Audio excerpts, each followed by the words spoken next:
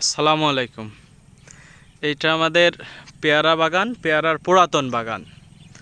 এখানে আমরা থাই ফাইভের জাত রোপণ করেছিলাম। এখন পলি করার কাজ চলছে। অধিকাংশ পেয়ারাই পলি করা শেষ, এখন বিক্রির অপেক্ষায় গাছে আছে। অধিকাংশ গাছেই পর্যাপ্ত পরিমাণে পেয়ারা পলি করা হয়েছে, পলি করার কাজ চলছে।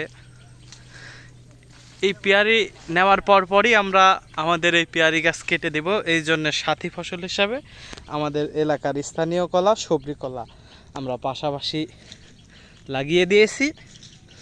শেখ হাসিনা বলে গিয়েছে, এক ইঞ্চি মাটিও ফাঁকা রাখা যাবে না।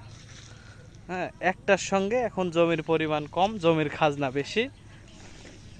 হ্যাঁ, ওই যে ওইটা আমার ভাই, এই যে দেখা যাচ্ছে। হ্যাঁ, তিনি আমাদের বাগান পরিদর্শন করতে আসছে। সুদক্ষ কারিগর। কারোর মোটর সাইকেলের সমস্যা থাকলে তার সঙ্গে যোগাযোগ করতে পারেন। এটা আমাদের মরিচ ক্ষেত।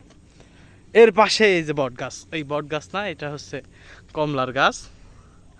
হাজার হাজার লক্ষ লক্ষ কমলা ধরে আছে এই ডালের সঙ্গে, কিন্তু দুঃখের বিষয় ডাল কমলার ভাইতে ভেঙে গেছে। এই যে ঠেকনি দেওয়া হয়েছে।